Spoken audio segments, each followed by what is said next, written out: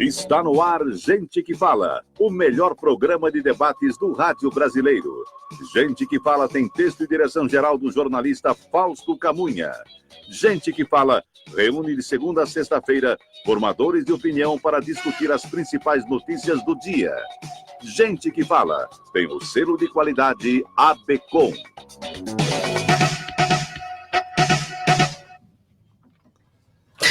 Olá, ouvinte do programa Gente que Fala, muito boa tarde, 12:02 agora, seja bem-vindo, eu sou Mauro Friesman, nós estamos no ar na Rádio Trianon AM 740 de São Paulo e Rádio Universal AM 810 de Santos. Você nos assiste pelas redes sociais, no Instagram, @programa Gente que Fala e no facebook.com/programa Gente que Fala. Curta as nossas páginas, acesse o nosso blog, é o gentequefala.com.br e também participe pelos telefones 3289-3580 e 5052-5555, as linhas abertas para as perguntas aqui para os nossos convidados de hoje. E eu os apresento a partir de agora. Aqui à minha esquerda, para você que nos vê pelas redes sociais, a pediatra, neonatologista e sanitarista, doutora Evani Marzagão Berings. Ela é assessora técnica da Secretaria Municipal de Saúde de São Paulo, na área da saúde da criança e do adolescente. Doutora Evani, seja bem-vinda.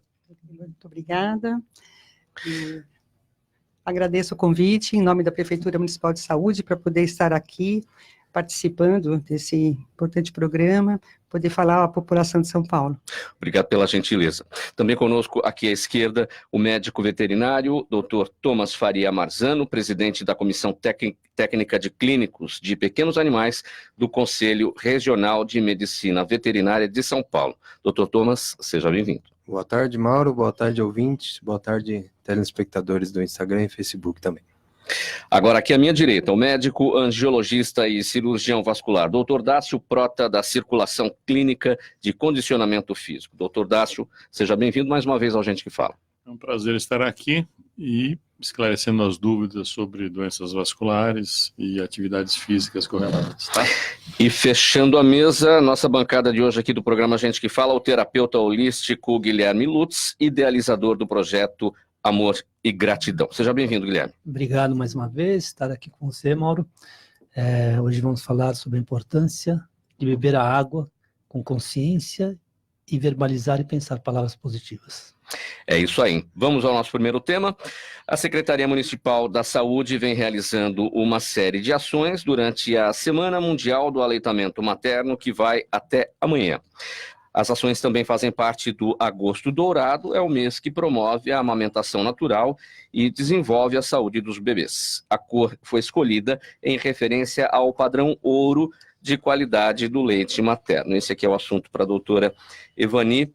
Bom, doutora, temos duas situações aqui, a Semana Mundial do Aleitamento Materno e o Agosto Dourado. Como é que esses dois programas se encontram? No sentido de levar a conscientização para a população sobre o aleitamento materno. Sim, há muitos anos já que existe a Semana Mundial do Aleitamento Materno, que é um incentivo, né? Então, como diz o nome mundialmente, falado da importância do aleitamento.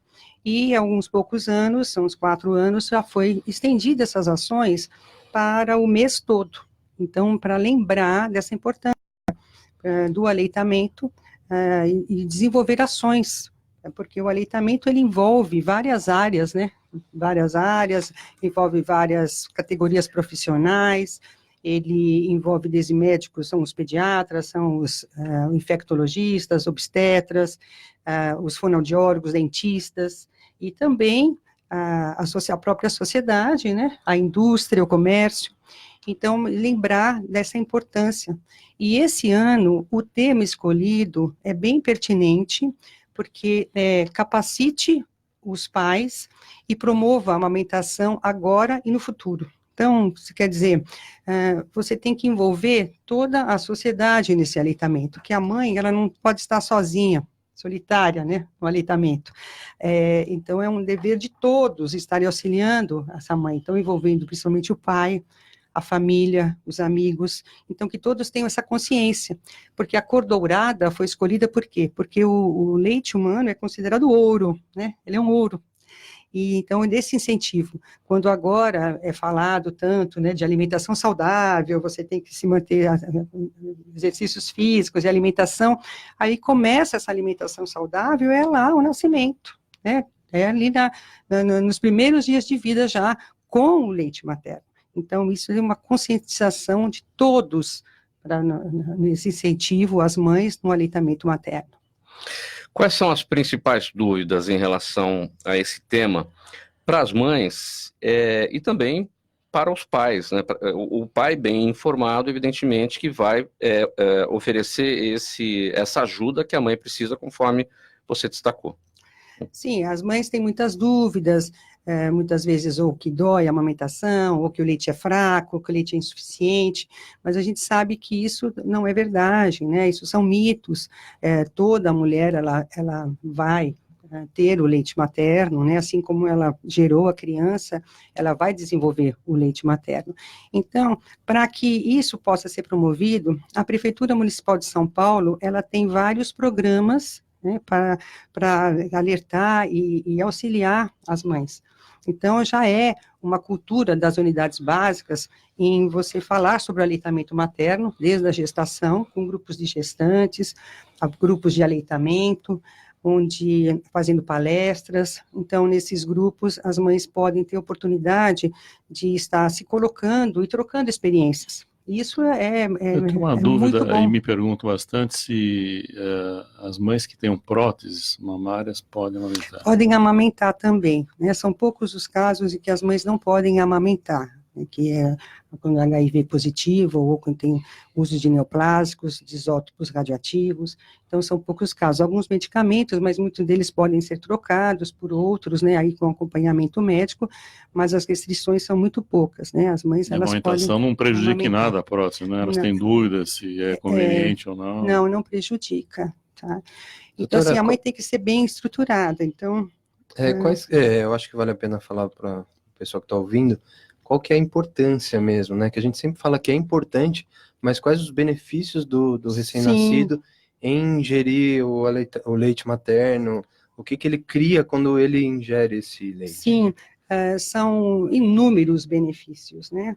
E então, assim, desde que melhora essa relação entre os pais e a criança, porque você, normalmente, quem teve um bebê sabe, né, quando chega um bebê na casa, né, então aquele bebê é praticamente um desconhecido, então tem que ter aquela interação, né, da família, e o aleitamento, ele vai ajudar a promover essa interação. E na criança, ela aleitada ao peito, ela tem, assim, uma muito maior resistência às infecções. Então, primeiro as doenças diarreicas, né, que são praticamente extintas, e também as doenças respiratórias, porque ela colabora na microbiota intestinal. Então, ela faz aquelas bactérias do bem, né?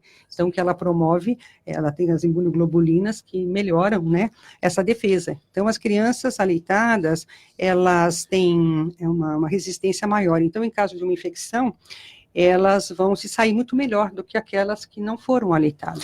Qual é o papel que os pais devem desempenhar no sentido de estimular as mães a amamentarem os filhos? Entender, né, essas dificuldades da mãe, né, entender, ajudar, porque a mãe, ela tem, além dela ter acabado de ter o bebê, ela tem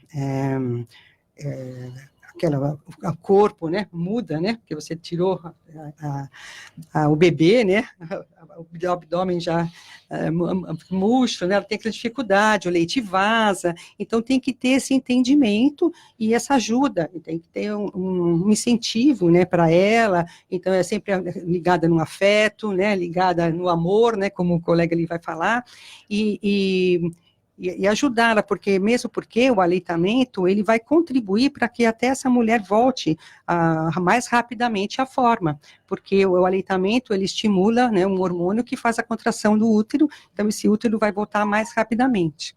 Além disso, tem experiências agora, estudos longitudinais de 30 anos, que mostraram que as crianças aleitadas, elas têm um coeficiente de inteligência maior, elas vão conseguir melhores empregos até no futuro, né, melhores condições de trabalho, tá, localizadas em trabalho, E então, e fora também que a praticidade, né?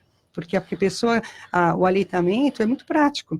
O leite está pronto, não precisa aquecer, você não precisa lavar mamadeiras, esterilizar, você expõe a criança muito menos ao risco de infecção, como uma mamadeira contaminada, bicos, né? Então... Guilherme, eu queria trazer para a sua área essa questão da aproximação, né, entre mãe e filho a partir do aleitamento. Boa pergunta, porque eu cuido de várias pacientes que estão amamentando e tem um pós-parto depressivo. E esse copo aqui, amor e gratidão, a mãe que está amamentando, ela tem que beber muita água. Sim. E essa água, ela vem com uma frequência de amor. E a gente sabe que quanto mais a mãe der de mamar, mais essa criança vai ser uma criança amorosa e com uma inteligência emocional acima da média. Uma índia amamenta até 7 anos a prole. Peito de índia caído até, né? Mas cria um bebê com uma conexão acima da média. Qual é o tempo médio para o aleitamento, doutor? É preconizado, o ideal, né? Preconizado 6 meses, exclusivo em aleitamento materno, 6 primeiros meses, e depois com alimentação complementar até 2 anos. Esse é o preconizado, pode ser estendido, mas é preconizado esse. Doutor Dácio, a doutora Ivani destacou aqui já bem os benefícios do aleitamento materno, isso para a saúde da criança e para a vida adulta.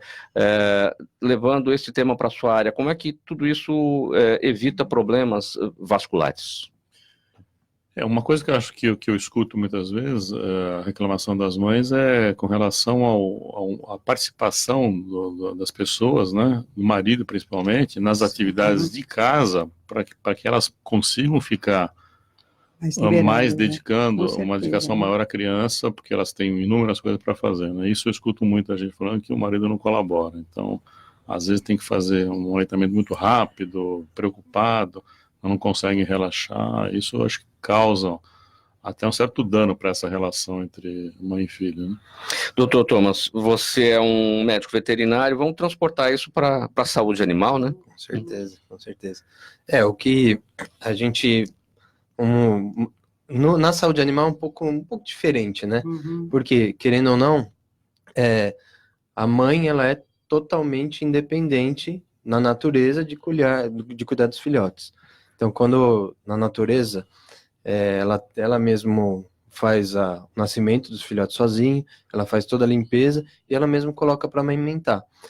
Mas segue o mesmo padrão, né? Os animais que eles têm esse aleitamento logo no início, eles vão ser animais mais fortes, com imunidade melhor, tem um crescimento maior também. O único problema que a gente vê é que o animal ele fica um pouco tempo, né, no aleitamento. É diferente.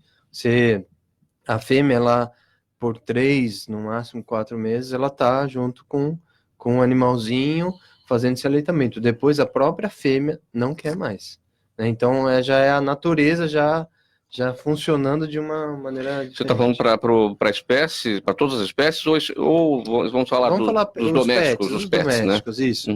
Mas assim, se você for pensar também na parte silvestre, selvagem, é a mesma coisa. Só que lá ainda tem aquela competição, né? A sobrevivência, a lei da sobrevivência.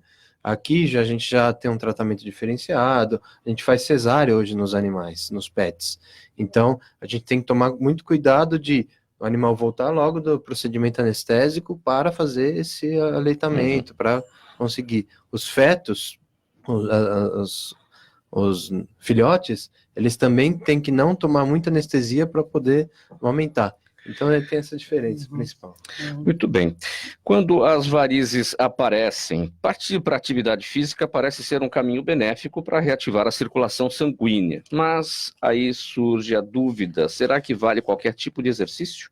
Segundo especialistas, ou alguns especialistas, a maioria deles está liberada, mas é preciso saber escolher não só aquele que mais se adapta ao seu dia a dia, mas que também não vá agravar o problema. Quais são os exercícios indicados, doutor Dácio? Então, a atividade física, de um modo geral, é benéfica para quase todos os problemas vasculares, né? Mesmo quem tenha varizes pode fazer, não precisa ter medo nenhum. É lógico que existem casos mais graves ou que tem algumas complicações, que se tem que ter um pouco mais de cuidado. Mas, de um modo geral, atividade aeróbica e atividade muscular também pode ser feita. Tem gente que tem dúvida em prescrever atividade muscular, que acha que pode prejudicar, mas não prejudica em nada. Às vezes, o que a gente usa, recomenda para pessoas que tenham varizes volumosas, por exemplo, e com indicação cirúrgica, que use uma contenção elástica, mas podem praticar, isso é benéfico, previne-se bastante as complicações, como trombose, flebite, etc., né? E a atividade muscular, mesma coisa, pode ser feito tanto em doenças venosas, como o caso de varizes, como doenças arteriais. A gente tem um estudo já feito há bastante tempo de pacientes que têm claudicação, que são problemas arteriais, que se beneficiam bastante de atividade aeróbica. Um tempo médio necessário de atividade física? A gente recomenda que se faça pelo menos de 20 a 30 minutos por dia. Os 10 mil passos É bom, é uma meta, foi um número que foi sugerido, mas a gente sugere que se faça diariamente. Antigamente a gente poupava, tem que descansar 2, 3 dias, não. Se você conseguir fazer, não é todo mundo que consegue, né? Mas se você conseguir fazer diariamente, mantendo um ritmo diário, o resultado é melhor. O organismo, ele tem alguns mecanismos de defesa. Se você faz uma atividade física diária, por exemplo, você vai jogar um futebol e se fica muito exausto, isso não é bom. O organismo, ele sente que isso é uma atividade excepcional. Se você fizer 5, 6 vezes por semana, ele começa a entender que o organismo está querendo se modificar, ele vai se readaptar de novo a esse novo sistema que você está propondo para o seu organismo. Então é importante que faça com repetição. Tá? E quais são alguns fatores para prevenção das varizes, né? Que a gente está já colocando um uma coisa que eu não falei aqui no anterior, assim, a gente recomenda não fazer exercício de muito impacto, que se pule muito, porque se você pula, existe uma pressão por ação da força da gravidade que aumenta a pressão nas veias, às vezes tende a se dilatar. Se a pessoa não tiver, por exemplo, uma meia elástica, etc. Mas você previne doenças trombóticas e tromboembólicas, principalmente, né? Tanto que a gente recomenda em pessoas que têm que ficar muitas horas sentada ou fazem algumas viagens prolongadas, que se movimentem, que caminhem dentro de um avião, procurem parar o carro, então, para andar um pouquinho. Isso é muito importante, é mais importante do que medicamento. As pessoas acham que o medicamento, pede medicamento, não. É mais importante fazer a prevenção física, mecânica, ela é muito mais eficiente. Por que surgem as varizes, doutor Dácio? A pessoa tem que ter uma predisposição genética familiar, né? Então, se a gente imaginar que a veia é um tubo como se estivesse correndo água, mas está correndo sangue, a parede desse tubo, ela tem um certo enfraquecimento. E com a pressão arterial, com a pressão venosa, no decorrer da vida, ela vai se dilatando. Ela é como se fosse um elástico que perde elasticidade. E aí, cada vez mais o aumento da pressão vai forçando, ela vai crescendo demais. E ela pode até chegar a se romper. As mulheres sofrem mais desse tipo de problema do que os homens. Devido às alterações hormonais próprias da mulher e gestação, né? A gente sabe de alguns casos em que anticoncepcionais levam a tromboses. As mulheres que têm varizes, elas devem ter uma preocupação a mais com o anticoncepcional? Exatamente. O anticoncepcional, de um modo geral, mesmo os de baixa dosagem, eles alteram alguns fatores de coagulação. Então, na pessoa que já tem uma predisposição, isso pode ser problemático. Podendo evitar, mesmo os DIUs que têm hormônio. A gente já tem visto, mesmo nas mulheres que fazem reposição hormonal na época da menopausa, e que voltam a tomar hormônio, que não tomavam, a gente já teve casos que tiveram trombose nessa fase, inclusive, que não é uma coisa comum. Doutor Thomas, animais têm varizes? Tem. Mas é um pouco mais difícil, né? O que a gente encontra mais são tromboses em veias ou artérias maiores, tá? Principalmente a parte abdominal. Porque, ao contrário da gente, eles não ficam parados, né? Deixa eu dar um palpite aí. Existe claro. a gente sabe que os macacos, por exemplo, não têm varizes, né? E se imagina, porque eles usam 4 apoios, né? A maioria deles 4 apoios. Essa mudança do ser humano para 4 apoios para ficar ereto, um dos problemas maiores foi o surgimento de varizes. Se imagina, por isso que se imagina que a gente não vê nos gorilas, por exemplo, que eles apoiam mais os braços e divide-se o peso do corpo em 4 membros ao invés de 2. E aí, se aquela coisa da humanização dos animais pode prejudicar um pouco isso também, porque hoje tem muitos proprietários, né, a gente chama de tutores, que levam seu animal sempre no colo. Então eles não têm não deixam o animal caminhar, não deixam o animal passear, tá sempre no colo o tempo todo. Isso daí prejudica a atrofia musculatura, podendo até causar tromboses ou alguns problemas até na circulação. Quer dizer, essa humanização, por exemplo, tem gente que coloca sapato em cachorro. Isso tudo, você tem que ter o contato ali das patas com... O sapato, de uma maneira terapêutica, existem alguns casos que animais que têm problemas de coxim, ou até mesmo de que não pode pisar em alguma coisa mais lisa, né, animais com problemas articulares, eles podem usar. Só que essa humanização chegou a um ponto que tem tutores que só vão passear com o animal assim. E até colecionam, né? Em tipos diferentes de botinha, de sapato, de carrinhos, né? De carrinhos. Né? A gente vende muito lá carrinho para pet. E não é porque o animal não está andando mais. A gente até, tudo bem, se o animal não está andando, ele precisa passear, ok, é como uma pessoa idosa numa cadeira de roda. Porém, se ele não precisa, ele tem que caminhar. É o que a gente fala. Deixa ele levar. Ô, Guilherme, a terapia holística lida como com essa questão das varizes? Bom, eu fico impressionado quando eu vejo gente falando assim, eu não bebo muita água para não ir ao banheiro. É uma insanidade isso, gente.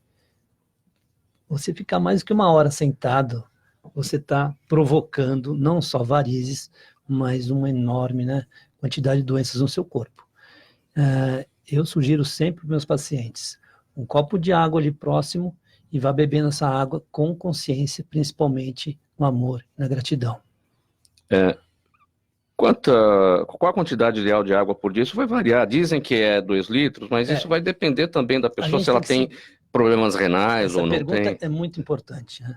Tem gente hoje em dia bebendo só água alcalina. Você precisa saber se teu corpo está ácido. Se teu corpo está ácido, uma água básica seria o ideal. Mas o que é o mais importante hoje em dia é você não beber água à noite, antes de dormir, desde que você beba os seus 2 litros de água durante o dia. À noite, doutor, corrija, é quando a gente produz as nossas enzimas. Enzimas é tudo que a gente precisa para curar o nosso corpo, né? Depois dos 30, 40 anos, seu estoque de enzimas reduz. E ele, como eu te falei, ele é produzido à noite. Então, à noite nós devemos, na última refeição, parar de beber, de comer, obviamente, e ficar de 1, 2, 3, às vezes eu fico 4 horas sem nada e vou para a cama. O que acontece? Eu não vou fazer aquele xixi no meio da noite, não vou ter nenhuma interrupção, meu sono vai ser mais profundo e as enzimas vão ser produzidas, quase que instantaneamente. Mas tem gente que tem muita sede à noite. Porque bebeu pouca água e comeu muito sal. Sal, vamos trocar o sal por sal marinho. Né? Mulheres que têm uma bolsa, levar aquele sal marinho num restaurante é o que tem de mais inteligente hoje em dia. Esse sal refinado tem que ser retirado das cozinhas. Qual é o índice ideal de alcalinidade da água? A água básica nossa, da Sabesp aqui em São Paulo, é 7. É uma boa água. Uma água alcalina vai a 9,5, 10. Águas ácidas chegam a 5. Quando você toma uma Coca-Cola, por exemplo, é 2,5. De 2,5 para 3,5 é 10 vezes mais, para 4,5 são 100. Você imagina que 1 copo de Coca-Cola você tem que tomar dezenas de copos de água, senão seu corpo se torna ácido e propensão a doenças. Nós vamos introduzir um outro assunto agora aqui no programa Gente que Fala de hoje, por telefone, com o Dr. Vinícius de Alencar, dermatologista do Instituto BWS. Boa tarde, Dr. Vinícius. Boa tarde. Como vai? Tudo bem com vocês? Aqui tudo bem. Tudo bem, minha gente? Aqui tudo bem. Nosso assunto de hoje, vitiligo. O que vem a ser, doutor? Exatamente. Bom, o vitiligo muitas pessoas já sabem, aquela doença que o Michael Jackson tinha, né? É um distúrbio de pigmentação da pele que, com o tempo, começam a aparecer manchas brancas na pele que podem classificar de maneiras estáveis ou podem se generalizar até um ponto de cobrir todo o corpo. A gente classifica o de vitiligo aí de diversas maneiras. Nós temos o universal, que acaba acometendo todo o corpo, o segmentar, quando ele pega só de um lado do corpo, e o comum, que é quando podendo atingir várias localizações diferentes, mas não com um acometimento muito grande. O que é que desencadeia este problema? O vitiligo é primariamente uma doença autoimune, então é sempre uma resposta do corpo acabando por agredir a ele mesmo. A gente sabe que ele é uma coisa que está muito relacionado com o aspecto emocional. Então, traumas psicológicos ou mesmo traumas físicos, como alguma cirurgia grande, alguma coisa assim, pode acabar causando o surgimento de lesões pelo corpo. E por se tratar de uma doença autoimune, a gente também sabe que o vitiligo ele tem uma relação relativamente importante com outros tipos de doença autoimune, como, por exemplo, um hipotiroidismo ou um diabetes do tipo 1. Então, as pessoas mais propensas ao vitiligo são aquelas que já têm algum problema de doença autoimune? Não necessariamente. Não necessariamente mais propensas, mas a gente sabe que uma doença autoimune corre um risco de desenvolver outras. Então, assim, um paciente com vitiligo sempre tem que ser investigado para outras doenças autoimunes. Assim como um paciente que já tem alguma outra doença, que nem um hipotiroidismo, um diabetes tipo 1, pode vir a apresentar lesões de vitiligo com uma incidência maior do que numa população sadia.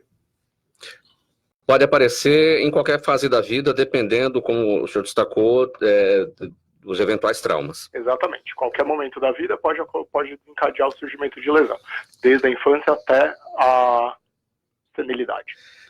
Doutor Vinícius, uma pergunta aqui da pediatra neonatologista Ivani, doutora Ivani. Bom dia. Bom dia.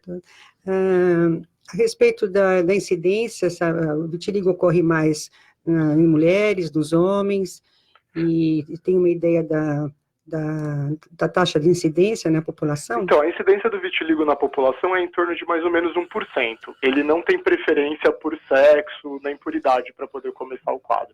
Homens e mulheres a gente vê afetados de uma maneira relativamente igual. Na prática, nós acabamos vendo mais mulheres que buscam o tratamento, porque por ser uma questão mais do ponto de vista estético, as mulheres acabam buscando tratamento mais do que os homens, mas a incidência normalmente é igual entre homens e mulheres. O diagnóstico depende de exames ou a própria avaliação clínica no consultório já fecha? A própria avaliação clínica já é o suficiente para a gente poder fazer o diagnóstico do vitiligo. Nos casos de dúvida, a gente sempre acaba solicitando uma biópsia, pois existem quadros que podem fazer lesões semelhantes ao vitiligo, mas normalmente só o exame clínico já é o bastante para a gente poder fechar o diagnóstico do vitiligo. Cura não tem, é tratamento para o controle. Exatamente. É uma doença, como eu tinha dito, é uma doença autoimune. Então, muitos pacientes têm aí quadros de recidiva, quadros de melhora. Tem paciente que volta a pigmentar o corpo inteiro, pode ficar anos sem aparecer nenhum tipo de lesão, e depois disso podem surgir lesões novas de novo. Assim como tem pacientes que desde o surgimento do quadro podem permanecer o resto da vida sem conseguir fechar totalmente as lesões. Doutor Vinícius, uma pergunta do médico angiologista, doutor Dácio. Na verdade, é uma observação com relação ao trauma emocional. Eu lembro de uma cliente minha que estava em tratamento de varizes, que não tinha nada a ver com essa doença, e ela estava naquele incêndio do Andraus. E ela conseguiu se salvar, e ela ficou muito traumatizada, teve um corpo que caiu do lado dela e tal. Depois de 3 meses, ela continuou em tratamento de varizes, a gente começou a observar o vitiligo. Ele aumentou muito, assim, em seguida, até 6, 8 meses.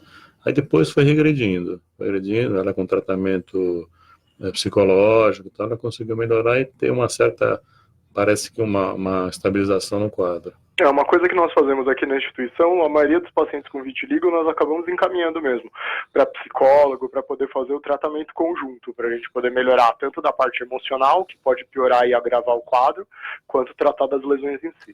Então o tratamento envolve aí uma interdisciplinaridade também. Sem dúvida nenhuma. O tratamento ideal é sempre interdisciplinar. Sempre tem que ter um segmento conjunto aí com psicólogo ou psiquiatra, dependendo da gravidade do quadro, junto do tratamento da pele especificamente. Muito bom, doutor Vinícius de Alencar, dermatologista do Instituto BWS, obrigado pela participação, pelas informações e orientações ao ouvinte do programa Gente que Fala. Tá certo, eu que agradeço. Tchau, tchau, até a próxima. Tchau. Agora aqui o nosso próximo tema: cães e gatos têm habilidades para se adaptarem às condições adversas, o que os tem mantido fortes e saudáveis por milhares de anos. Porém, o inverno exige cuidados especiais, especialmente com filhotes, idosos e subnutridos, que estarão predispostos a pneumonias, insuficiência cardiorrespiratória e renal. Por isso, especialistas recomendam maior atenção às tosses, falta de apetite, depressão e alterações na urina. Doutor Thomas, esse grupo, especialmente, filhotes, idosos e subnutridos, é que terão problemas no inverno? Na verdade, a gente tem que olhar todos os grupos. Mas assim, tanto os filhotes, idosos e os subnutridos, em teoria, eles estão com uma imunidade mais baixa. Então, se ele tem uma imunidade mais baixa, eles estão propensos a principais doenças virais, né? Então, as doenças que levam um quadro de acometimento viral, tanto como problemas de pneumonia, que é a bactéria, né, dentro do pulmão, que causa todos esses problemas, problemas no coração. Então, tudo que está relacionado com diminuidade de imunidade, nesse momento do inverno, é que acomete mais, então por isso que acomete mais esses filhotes, animais idosos. Então, o ideal para esses animais, é sempre controlar aonde que você vai passear, o momento que ele está. Então, se ele está dentro de casa, colocar um cobertor próximo dele, sempre quando vai passear com eles, tomar cuidado, não ser um passeio muito no momento que está mais frio, aquele momento bem de manhã, tá? Que às vezes a pessoa é o momento que ele tem para passear, Porém, se ele for passear nesse momento, às vezes vale a pena, se a temperatura estiver abaixo de 18 graus, ou até mesmo a sensação térmica bem abaixo, às vezes vale a pena colocar uma roupinha, ou fazer um passeio. Não precisa ser um passeio na rua, pode ser um passeio, às vezes, dentro do próprio condomínio, um apartamento, dentro da própria casa. O importante se ele for se movimentar, ele se movimenta onde tiver, tá? Mas o meu animal, ele só faz xixi, cocô na rua. Tudo bem. Então, leva ele, faz as necessidades lá, depois volta para casa. E aí, no momento entre meio-dia até 4 horas da tarde, normalmente é um momento que a temperatura sempre dá uma elevada, aí sim vale a pena você passear. Interessante o que você destacou, doutor Thomas, a questão de roupa para os animais. A gente que tem animal, a gente conversa com quem tem, né? E é tanta controvérsia, né? Não deve, porque o pelo já protege, não deve tosar no frio, porque você desprotege o animal. Então, o que a gente tem que pensar? O que é correto? O pelo ele não protege tanto do frio quanto do calor? Sim, protege, mas tem uma temperatura que é o limite, né? Vamos colocar aqui, um pouco controverso, a gente já viu alguns estudos sobre isso, mas 18 graus é uma temperatura um pouco limite.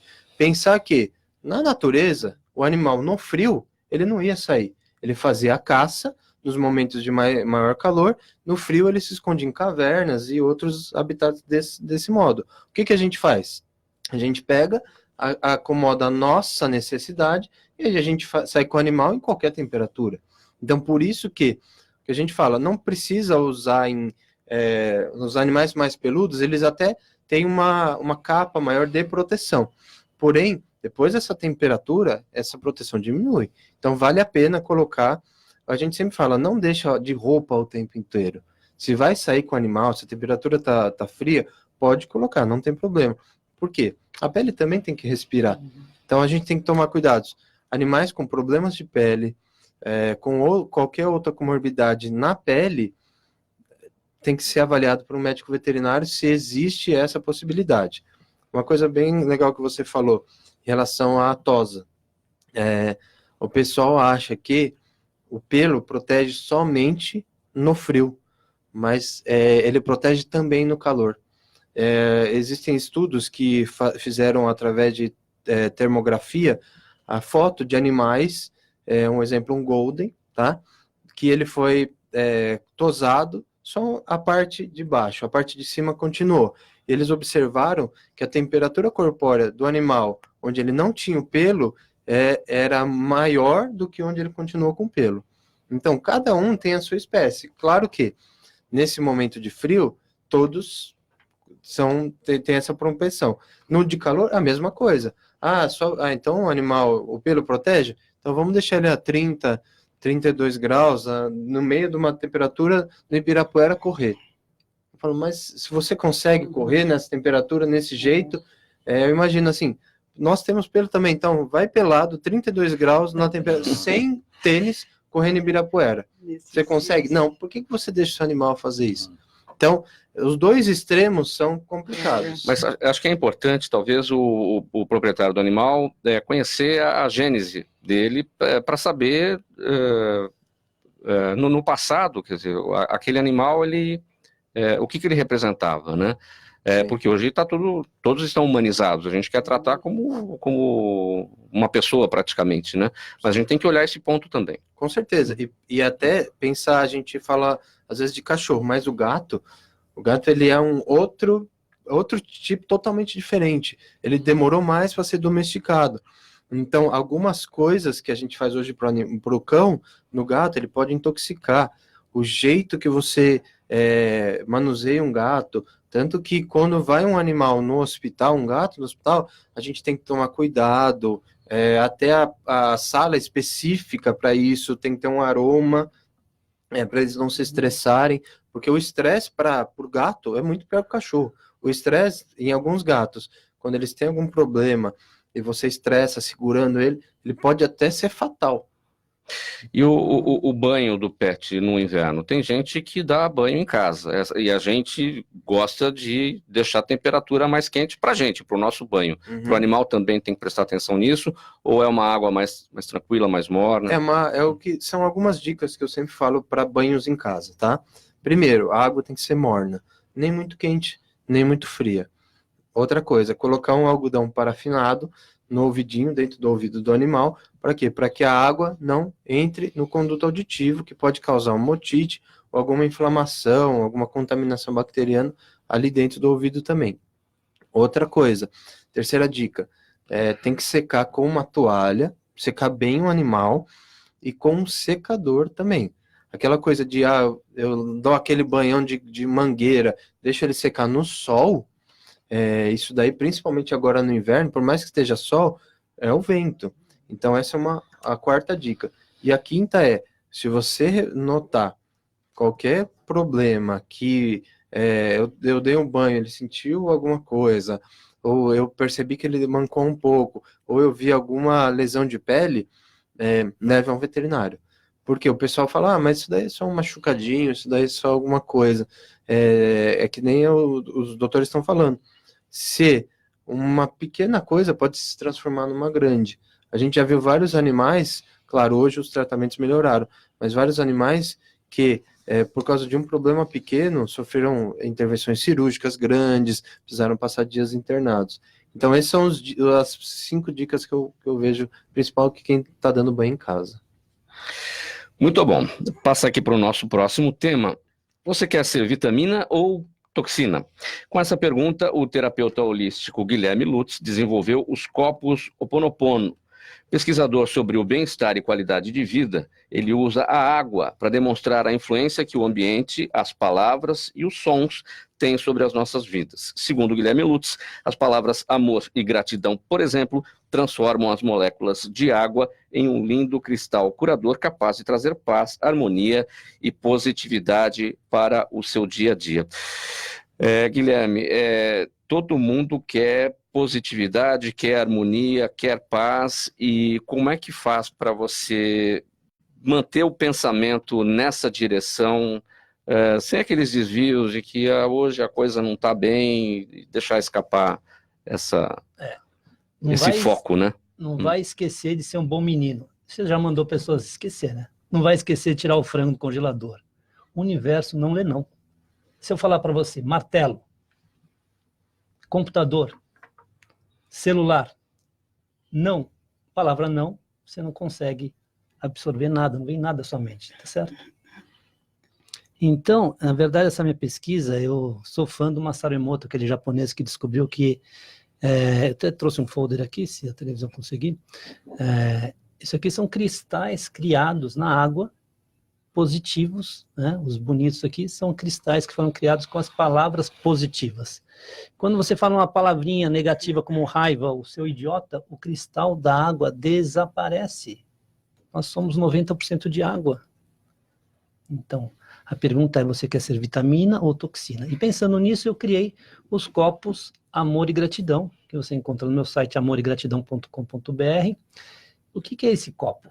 Esse copo tem 5 motivos para você ter um copo de água, amor e gratidão. Primeiro, porque você vai completar esse copo de água à noite e de manhã você vai beber essa água ao acordar. Então, quanto mais cedo você beber uma água, doutor, mais saudável, né? As pessoas bebem leite, açúcar e café em jejum, isso é uma bomba no estômago. Um copo de água. O copo vem gravado, sinto muito, me perdoe, eu te amo, te agradeço. Enquanto você não perdoar alguma coisa dentro de você, essas suas células estão envenenadas. Então, o perdão é tudo, tá certo? Então, você vai beber essa água repetindo esse Ho'oponopono, que é essa história que aconteceu na Havaí, que eu posso contar com mais detalhes, né? Pelo meu site. O segundo motivo de você beber um copo de água, amor e gratidão é que você vai estar ingerindo esses cristais de água. Então, isso transforma a sua frequência. E frequência é tudo. Se você está numa frequência, você quer um namorado, né? E você está carente. Adivinha o que você vai atrair? Um namorado carente. Você vai sempre atrair a tua frequência, né? Você chega em casa e encontra a tua mulher que está irritadíssima, né? Porque tem um monte de coisa. E você aquele dia chegou tranquilo. Em 5 minutos você está irritado também. Não é verdade? Então, esse copo vem junto um coração. O que é esse coração aqui? Esse coração, você abre e ali você pega pedaços de papel e escreve no presente o que você quer que aconteça na sua vida. Pode pedir coisas difíceis, assim, do tipo, eu me entendo com a minha sogra e nós nos amamos, né? Falo brincando, mas é verdade, o universo ele é muito generoso e a gente não sabe pedir. E a gente pedir, eu queria fazer academia. Queria, você já não vai para academia, coisíssima nenhuma. Então, você escreve no papel, eu faço academia 3 vezes por semana. Aí é o copo vermelho. O copo vermelho é do primeiro chakra. Para quem entende de chakras, é o vermelho, laranja, amarelo. O coração tem 2 cores, o rosa e o verde, depois o azul escuro e lilás. O vermelho te traz poder pessoal, prosperidade. Então, você começa o dia bebendo a água num copo vermelho, para você ter atitude. Lembrando que nesse coração você escreveu o quê? O que você quer que aconteça na tua vida. Por que o coração é rosa e tem o copo azul também? O copo azul é a frequência da verbalização, aquilo que eu te falei. Não vai esquecer de tirar o frango do congelador, você já mandou a tua empregada esquecer, né? O universo não esquece. Então, a verbalização, ela tem que ser na positividade. Mas você trouxe o azul e o vermelho por essas razões. Ela tem a ver com o que está acontecendo, essas cores têm a ver com o que está acontecendo agora. Aqui. Agora, exatamente. Então, o vermelho é o chakra básico de ter atitude, né? Força, enraizamento, e o azul tem 2 chakras, que é o chakra da verbalização e esse aqui, que é da intuição, que você usa muitas vezes assim, sabia que eu não devia ter ido nessa festa, que roubada. Lá atrás, a tua intuição te informou e você não seguiu. A intuição é aquela primeira voz que vem. Que mente, tá certo?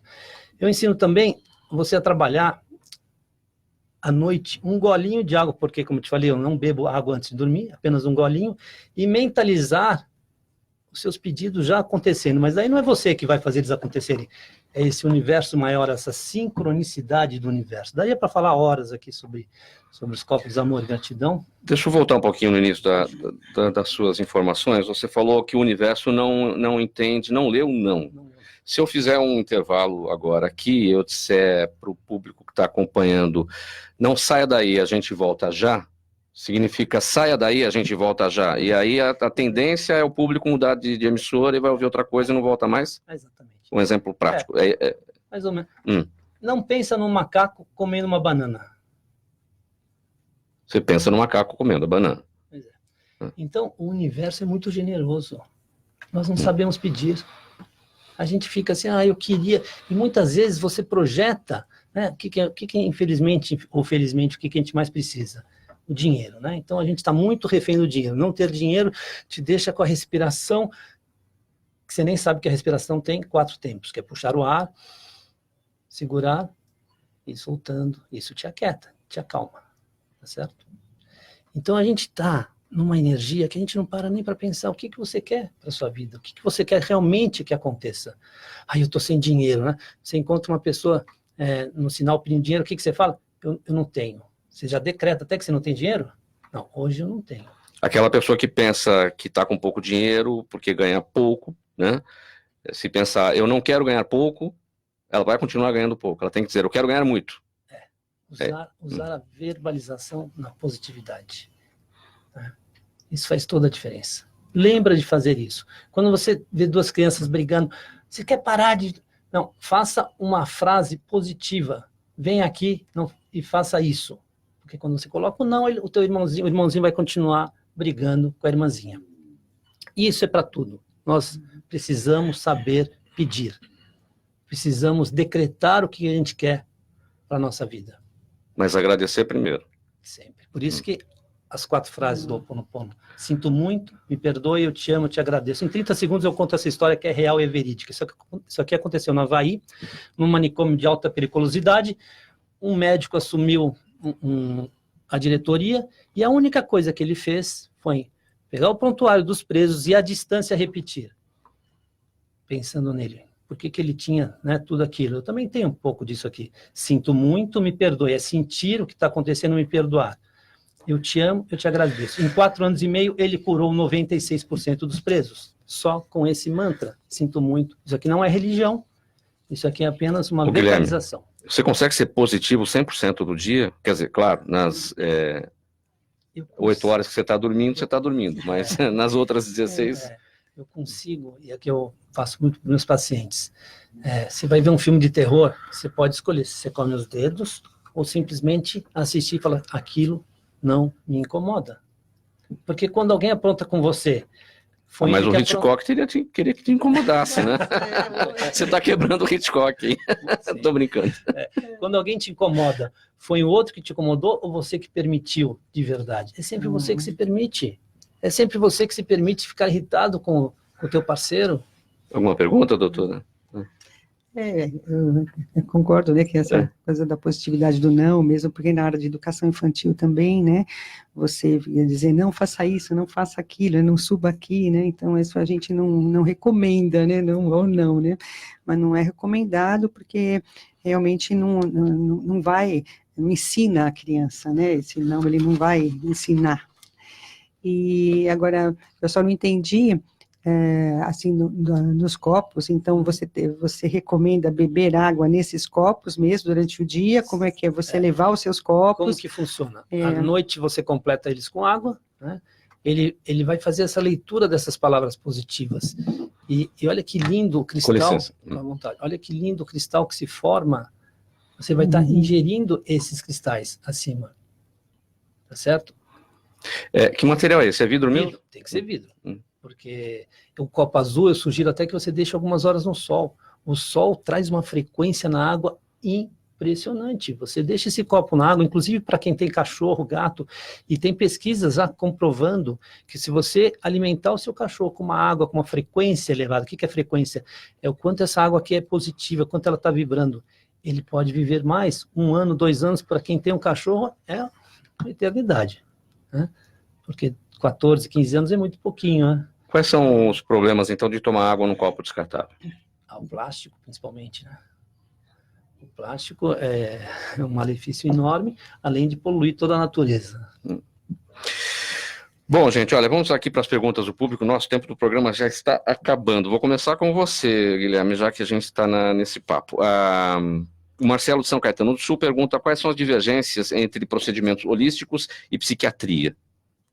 Interessante essa pergunta. A psiquiatria, você acaba tomando, ele pode indicar remédio, né? Não é que eu seja contra remédio, mas essa história que eu contei do Ho Oponopono, um dos fatores que ele conseguiu diminuir, né, conseguiu em 4 anos e meio curar todos os presos, foi diminuir a dosagem de remédio. O remédio muitas vezes trata e não cura. Então, o que cura é de dentro para fora. Toda cura é de dentro para fora. Nós provocamos nossas doenças. Né? A primeira criança, quando você é criança, né, e que você fica com uma febre, que teu pai estava pronto para sair, tua mãe também, e aí toca e fala assim, né, a mãe fala para o pai, tá com febre, não vamos mais sair. O que ele ganha? Colo, atenção. Então, até hoje, ficar doente dá colo e dá atenção. Então, a gente desenvolve, né, puxa vida, isso chama atenção, dá colo mesmo. Doutor Ivani, a Joyce da Aclimação pergunta se o leite materno pode ser congelado. Sim, o leite materno pode ser congelado e, inclusive, isso auxilia, né, a mãe quando retorna ao trabalho.